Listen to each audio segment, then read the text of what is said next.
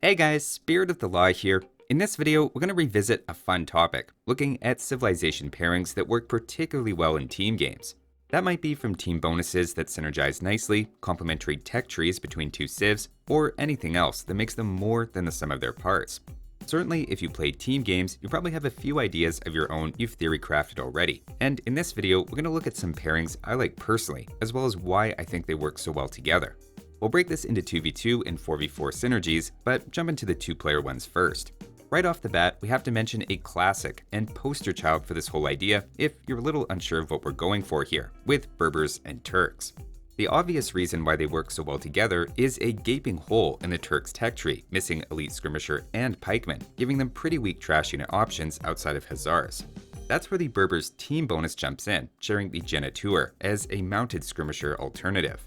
Not only does that fill a gap in the Turks' tech tree, but it's also fully upgraded for Turks on top of free chemistry in Imperial and benefits from the Turks' unique tech, giving mounted archers 20 more HP.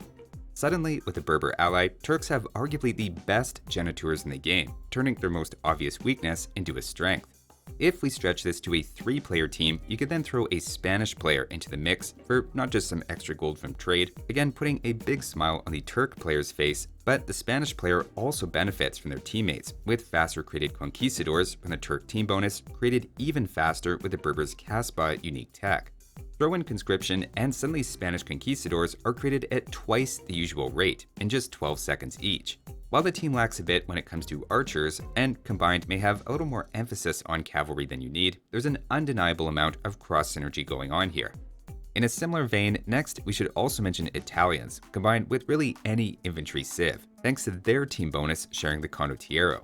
There's lots of civilizations that have one bonus or another to make their condottieri a little extra special, though Malians are probably my favorite partner here, given their infantry have extra pierce armor, letting them resist archers and defensive buildings. And Malians also give another dimension to the team, with their emphasis on camels and harder hitting cavalry, freeing up Italians to focus on their specialty of archers and gunpowder. Like I said though, lots of civs benefit from access to condottieri, whether it be through civ bonuses or unique techs. On the flip side, you could also say the condottiero doesn't only benefit infantry civs though, as it can be used as a replacement for the swordsman line in civs lacking champion, like Mayans or Persians. The point is, while Italians themselves aren't the most impressive civilization on land maps, there's lots of potential to use them in well thought out combos, thanks to their team unit. Next up, to complete the set of team units, we have Vietnamese with their Imperial Skirmisher upgrade, giving elite skirmishers an extra attack, pierce armor, and more bonus damage. There's a few good synergies here that come to mind, with Britons as an obvious one, given their Imperial Skirmishers have more range from Yeomen, though there's also Lithuanians moving faster with more armor, Dravidians attacking faster, Aztecs having more attack and range than usual, Byzantines discount, or Mayans having 2 javelins. There's various civs with skirmisher bonuses that would apply, though notably not Turks, since by lacking Elite Skirmisher, they're unique in being unable to access the Imperial Skirmisher. Moving on from team bonuses now though, maybe the most straightforward way to look at good synergy is to simply take the best cavalry and best archer civs in team games, as the standard meta in 2v2 is to pick one of each. Just going by the stats, either Persians, Franks, or Magyars paired with Ethiopians is a solid, if maybe a little uninspired bit of team coordination. This is clearly following the all-star team building philosophy of just putting the best together and not looking for any special compatibility in team bonuses. Going slightly more outside the box, if you're looking for a more bold idea though, next we have Burmese and Lithuanians, with some surprising synergy. The first obvious thing is Burmese reveal all the relics on the map, which Lithuanians rely on as a civ bonus for their cavalry. In return though, Lithuanians send something back, with their team bonus making monasteries work faster, synergizing very nicely with Burmese getting monastery techs at a discount. You are missing an Arbalester civ on the team, so it's admittedly a little off meta, playing into a more creative relic and monk focus.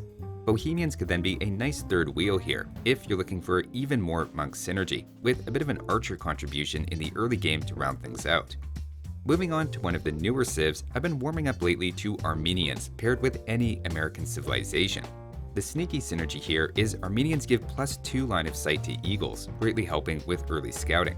It's also a bit of a help for any mid-game Eagle Warrior play as well, with Eagle Warriors doing a nice job countering Archer civs, which Armenians can struggle against one-on-one. An Aztec ally in particular would also make the Armenians' free relic and any others they collect with their warrior priests generate a little extra gold. As for the other new civ, the Georgians, a pairing that jumps out to me here is with Spanish on the map Nomad. Georgians are very bad at the moment 1v1 if you average overall games, and even team games they come in only around average. Where they're more than holding their own though is Nomad, in no small part thanks to their starting mule cart giving them a jump on some scouting. That plays very nicely with Spanish, being great at fast castling into conquistadors with that early scouting info giving a better sense of where your opponents are, who Spanish can then drop a castle on, and those castles are then cheaper to repair thanks to the Georgians' team bonus. As for what Georgians get out of the arrangement, it's always hard to go wrong with Spanish trade on your team, though the Conquistador also gives a nice complement to the Georgians' primary focus of melee cavalry, with the Manaspa usually being their win condition. Alternately, another nice pairing with Georgians is actually Incas, given you get a free llama, making up for Georgians' usually tighter start from lacking 50 food. Of course, Georgians also excel at cavalry, while Incas have basically everything else covered, making for a nice complement of each other's tech trees. Another synergy I recently highlighted in a Civ overview is an equally unlikely matchup historically between Romans and Khmer, this one being all about Scorpions. Both have team bonuses to help that unit, though even beyond that obvious similarity, both civs are also quite flexible thanks to good eco bonuses, and could open scouts into knights, or either one could go archers and crossbows as a complement to that on open maps.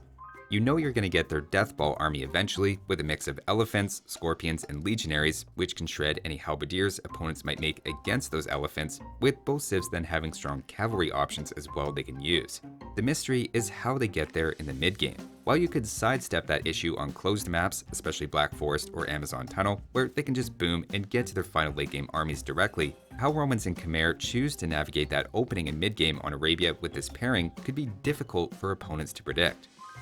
And finally, for our last two-player combo, we'll end strong with Saracens and Persians. Superficially, Saracens give you the archer focus, while Persians give you the cavalry focus. But in the late game, for me things come together in a particularly interesting way. Persians eventually have the option of mixing in some building shredding trash bows, doing triple the usual damage to buildings thanks to the Saracen team bonus, while at the same time, between the two, there's a very nice variety of cavalry options. If you're worried about enemy arbalesters, you have the Persian Savar with its anti-archer bonus and high pierce armor, while if you're worried about paladins, you have these Saracen heavy camels or Mamelukes. It's an interesting civ pairing, with a little more depth than you might think at first. So those are some fun two-player teams, but now let's scale things up and look at some 4v4 synergies, meaning you have up to 4 different team bonuses and other techs at play. Obviously, with this many choices, a few givens are Spanish are always great thanks to better trade. It's also hard to argue that Mongols don't carry their weight in nearly all situations as well, giving everyone scout cavalry more line of sight, and the combo of Mangadai and Siege being one of the scariest death balls. I'd always be happy if someone picked either of those two civs, just because of how much they each contribute to every player on the team passively. Starting again here with something very safe and on meta, for Arabia, probably the most successful 4v4 combo is to go with the 2 best cavalry and 2 best archer civs. The stats suggest that should be Persians and Franks in pocket, with Ethiopians and Britons on the flanks. Those are the 4 most popular team game civs on Arabia, and is probably the most try-hard 4-civ combo you can have. Persians and Franks synergize, of course, in their cavalry bonuses, making each other's knights better, while Britons give Ethiopians faster-working archery ranges. A slightly more aggressive take on this, if you want to mix things up, would be to swap out Ethiopians for Saracens, and either Franks or Persians for Huns. That gives your team's archers a bonus against buildings from Saracens and faster working ranges from Britons, while Huns add in faster working stables, still being a solid paladin civ to replace whatever got swapped out. Either of these first 2 combos play 100% into the meta, with total aggression and getting armies as fast as possible onto the field, with a nice balance in your army compositions. Let's say though, instead, you're just looking to swarm your enemy with the best knights in the game. A fun combo for that would be Huns, Franks, Persians, and Teutons all in the same team. As a group, on top of being just solid knight civs all around, everyone's scouts and the knights are created from faster working stables, with then more line of sight on their knights, plus 2 attack for knights against archers, plus some extra conversion resistance thrown in, all on top of any civ bonuses happening, like Teutons with more melee armor and Franks having more HP. One thing I particularly like about this combo is the Hun player could reasonably go for archers to give a little diversification, and to really embrace that, you could also swap out Franks for Magyars, adding a slightly different synergy. You would lose a good Knight Civ in the Franks, but this would give Huns faster created and discounted cavalry archers. The result is 2 Knight-focused and 2 cavalry archer-focused civs in the mid to late game on the flanks, with still lots of bonuses crisscrossing all over the place. With all this focus on Arabia though, now let's move on to some fun combos on Arena, this time where gunpowder can be the theme. Of course, we have to start with the Turks, giving the team faster created gunpowder units. Another natural pick would then be Bohemians for their strong gunpowder options, with then Malians' faster university research, speeding up an early chemistry tech for the whole team, after which you could then pick pretty much any 4th civ you like. A few options would be Spanish for conquistadors and trade, Portuguese for even faster tech tree research and another gunpowder powerhouse, or Byzantines for more gunpowder and a fast imperial time, adding in their wider tech tree as well.